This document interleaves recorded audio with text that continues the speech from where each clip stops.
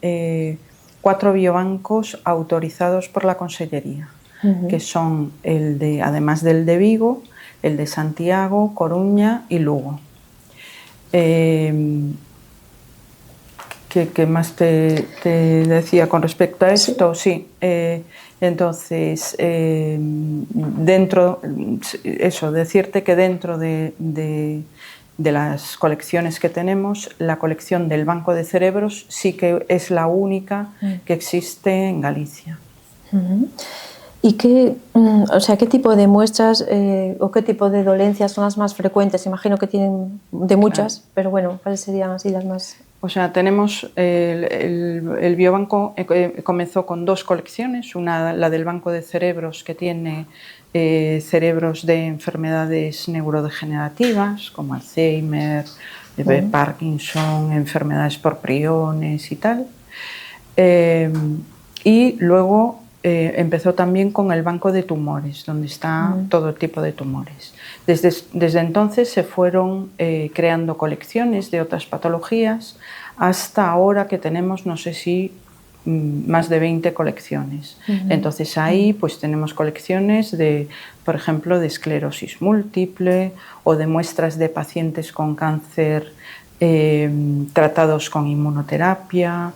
Tenemos colección de muestras de gestantes y de gestantes. ¿Qué más colecciones tenemos? Tenemos una colección de leche materna para investigación. Debería haber traído la lista porque me voy a olvidar de alguno. No importa, bueno, es que son muchas, son 20 colecciones. Y luego, entonces, para la gente que piensan, ¿son unos frigoríficos? No son unos frigoríficos al uso, o sea, claro. ¿cómo son? Lo primero es que el biobanco tiene más funciones que las de almacenar las muestras, porque estas muestras tienen que tener una trazabilidad desde que entran en nuestro biobanco, donde siempre están asociadas a una serie de datos de la propia muestra o del paciente que las dona, y luego también la trazabilidad de la cesión de esas muestras a los investigadores. Es todo un proceso, ¿no? Todo una serie de procesos que tienen que estar perfectamente caracterizados, etc. Y nosotros tenemos además la certificación ISO 9001 sobre todos estos procesos, ¿Y se los procesos del biobanco. Claro, o sea, consiguieron esta certificación de calidad, ¿no? Que garantiza que se hace todo como... Claro. Y creo que la temperatura es a -80, ¿no? Así tenemos muestras en ultracongeladores que están además monitorizados para seguir las temperaturas y tienen que estar estas muestras a -80 todo el tiempo e indefinidamente, ¿no? Hay algunas muestras que también se mantienen a temperatura ambiente, claro, por ejemplo, muestras que están en parafina o tal, pero en principio los biobancos tienen mucho valor por tener esas muestras a una temperatura de -80 que luego va a permitir hacer estudios bioquímicos y tal que no se puede hacer en una muestra que está almacenada a temperatura ambiente. Sí, y antes de preguntarle por los estudios que se hacen, quería saber también, a lo mejor es una tontería que pregunto, pero bueno, ¿qué se presta a un investigador? O sea, si es un trozo, un fragmento de esa muestra, si luego ya no se devuelve porque lo manipulan, ¿qué pasa ahí? ¿No? Vamos a ver. Las muestras, para entrar en el biobanco hay una cosa que tienen que tener, que es que el paciente o el control, porque puede haber personas normales que también cedan muestras y que son muy importantes porque son necesarias para las investigaciones, tienen que firmar un consentimiento informado de que sus muestras van a ser almacenadas en un biobanco y van a ser cedidas a los investigadores. Eso es fundamental y además tenemos que tener claro que las muestras pertenecen siempre al investigador, pertenecen siempre al paciente, al donante. Las muestras no pertenecen ni al biobanco ni a los investigadores a los que se lo cedemos. Pertenecen al paciente, que es el que decide que va a donar esas muestras para investigación y que en algún momento puede revocar ese permiso. En cualquier momento se puede poner en contacto con el biobanco y decir: quiero que esas muestras no se cedan para investigación. Sí. Eso es importante. Luego, esas muestras las mantenemos nosotros porque nos las cede el paciente para que nosotros las mantengamos, y luego las cedemos a los investigadores. Para eso tenemos 2 comités asesores, uno es el comité de ética y luego un comité científico que está también asociado al biobanco. Cada una de las solicitudes de muestras que nos piden son evaluadas por los 2 comités y además, si uno de los comités considera que no es adecuada la investigación, no se ceden. Entonces, los investigadores suelen pedir, por lo general, suelen pedir un fragmento de esa muestra.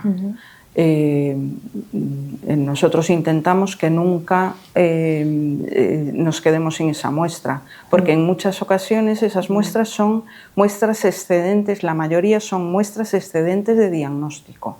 O sea, se hace el diagnóstico y una vez que se haga, entonces recibimos esa muestra, ¿no?, para el biobanco.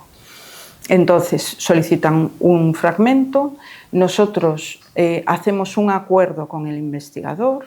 En ese acuerdo es como una especie de contrato, ¿no? Nosotros cedemos esa muestra, tiene que ser utilizada para la investigación que el investigador nos dice, tiene que mantenerla en buenas condiciones y una vez que finalice esa investigación, si hay un excedente, tendría que devolvérnoslo. Realmente no suele haberlo porque nosotros ya le cedemos la cantidad mínima. Claro. Entonces, pero si realmente queda excedente, tiene que devolverlo al biobanco por ese acuerdo. Además, el investigador en ese acuerdo que hacemos, pues tiene, por ejemplo, que nombrar al biobanco en las publicaciones que salgan, en los agradecimientos tenemos que aparecer y que esas muestras fueron cedidas por el biobanco. Muy bien. Y luego, bueno, el biobanco está pensado fundamentalmente para la investigación y quería preguntar, pues, ¿cuáles son los investigadores, o sea, las patologías que más requieren de estas muestras o las investigaciones que más lo solicitan? ¿Cuáles podrían ser? En este momento, por ejemplo, solemos tener muchas muestras solicitadas a la colección, al banco de cerebros. Ese suele ser una colección muy solicitada porque hay pocos bancos de cerebros. En España, por ejemplo, hay en este momento 16 bancos. El Banco de Cerebros de Vigo fue de los primeros que se creó y entonces nos suelen pedir muestras desde aquí, de investigadores de España, pero también investigadores internacionales. Una cosa que me gustaría contarte es que el biobanco forma parte, como biobanco adherido, de la plataforma nacional. Entonces, a partir de ahí también nos llegan muchas solicitudes, investigadores que solicitan a la plataforma nacional y la plataforma se pone en contacto con todos los biobancos y hace las solicitudes. Entonces, ese tipo de muestras, la del banco de cerebros, es la más solicitada, pero nos solicitan de todo tipo de colecciones, del banco de tumores, por ejemplo, nos suelen solicitar. En este momento nos acaban de solicitar muestras de esclerosis múltiple, por ejemplo.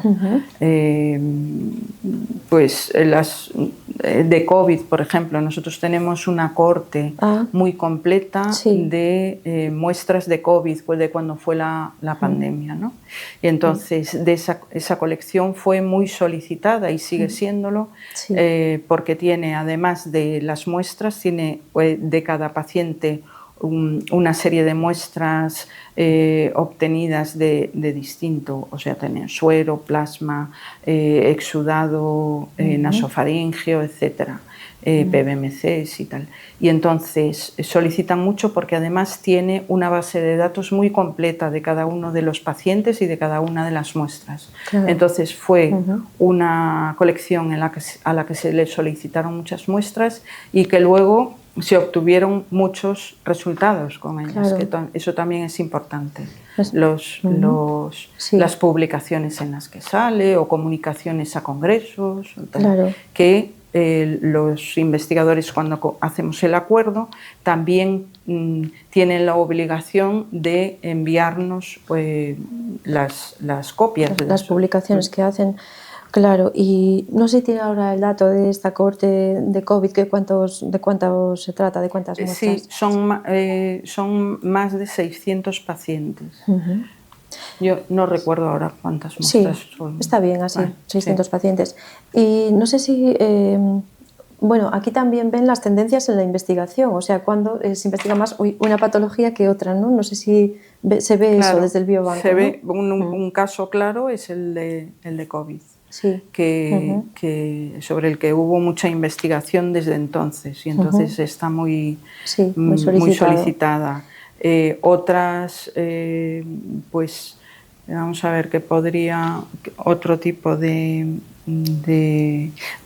hombre, a lo mejor no lo vemos en las que se solicitan, pero sí que investigadores de aquí, del instituto, sí que solicitan crear nuevas colecciones. Por ejemplo, las colecciones, las fecotecas, para hacer los estudios de microbioma.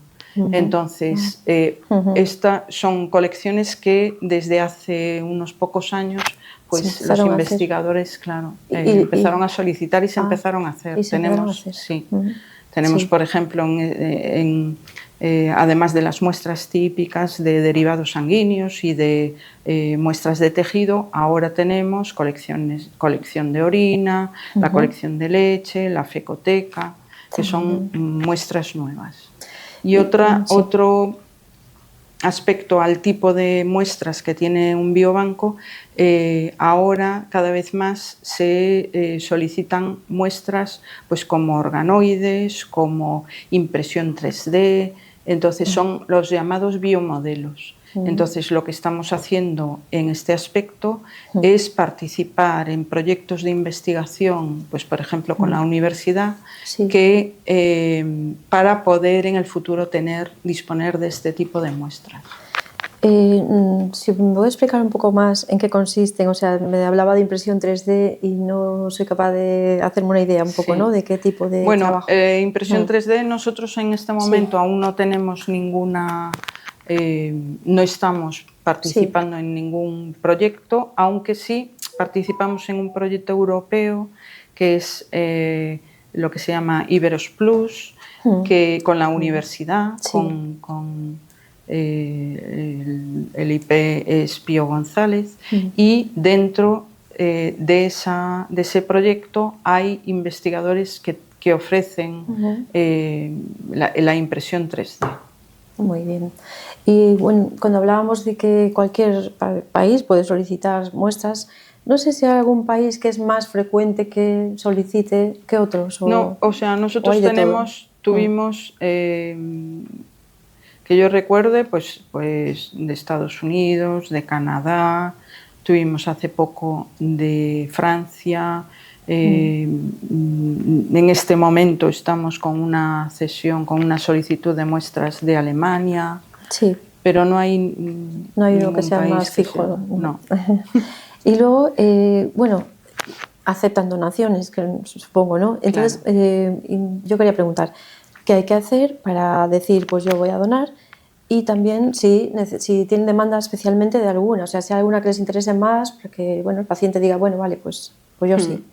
A ver, para hacerse hay de dos formas. Una es, hablar con tu médico cuando van a hacerte una intervención, por ejemplo, diciéndole yo quiero donar el excedente de diagnóstico a la investigación, al biobanco. Sí. Entonces, los médicos tienen acceso al consentimiento informado para que el paciente lo pueda firmar. Eso sería una forma. Otra sería ponerse en contacto con nosotros, que eso también podría ser. Sí. Y en el caso del Banco de Cerebros, nosotros tenemos un programa de donación en vida. Entonces también se puede poner en contacto con nosotros a través o de nuestra página web o por teléfono o lo que sea. Sí. Y nosotros pues le facilitamos consentimiento y todo esto para que pueda ponerse en contacto o para que pueda hacerse donante. Claro. Puede hacerse donante cualquier persona mayor de edad, enferma o no, porque sí, con nosotros los de control. Claro. Y entonces con respecto a lo que nosotros siempre necesitamos son los controles. Porque claro, siempre tenemos tanto en el Banco de Cerebros como en el resto de las muestras, o sea, siempre hay déficit de controles, de personas sin patología. Y para que la gente nos entienda, esos controles son necesarios para contrastar, ¿no? Claro, lo sano y lo... En los proyectos de investigación son necesarios, pues eso, para contrastar los resultados que obtienen en la patología que están estudiando. Entonces necesitan siempre muestras de personas sin patología. Y bueno, están situados en el Instituto de Investigación y... también, aparte de todo este trabajo, que no es solo tenerlos ahí guardados, ustedes también hacen esa trazabilidad y también participan en algunos proyectos, ¿no?, de investigación, como el caso de Iberos. No sé. Eso es importante para que el biobanco pueda estar actualizado. No podemos, si no hubiésemos seguido con muestras de tejidos y, sin embargo, al participar en proyectos, estamos participando en uno de microbioma, en microbioma de mama, del doctor Esteban Castelao, es el IP, estamos participando en los de organoides con la IP África González de la universidad. Es importantísimo para el biobanco. También estamos participando, con África participamos en varios, con la de Iberos también, que en este caso también es nuestra parte, es la de organoides también. Entonces eso, es importante para que el biobanco pueda ofrecer a los investigadores las muestras que van apareciendo nuevas, el tipo de muestras, los biomodelos, por ejemplo, tan importantes. Entonces, para actualizarse, para el aprendizaje del biobanco, porque también tenemos que aprender a obtener esas muestras, a conservarlas, y entonces por eso es tan importante para nosotros la investigación. Claro, y bueno, y para un instituto tener un biobanco, no sé si es un lujo, pero bueno, que es muy necesario, ¿no?, tenerlo aquí. Es obligado, ¿no? Porque una parte muy importante del biobanco es ofrecer muestras a los investigadores del propio instituto y incluir en el biobanco las muestras de sus proyectos, porque además de gestionar las muestras que están en régimen de biobanco, también las muestras que se obtienen para un proyecto de investigación, el donante o el paciente puede decir que una vez que finalice ese proyecto, los excedentes se incluyan en el biobanco. Claro. Pues nada, muchísimas gracias, Susana Tejera. Un trabajo bastante impresionante que hacen aquí. Muy bien, muchas gracias.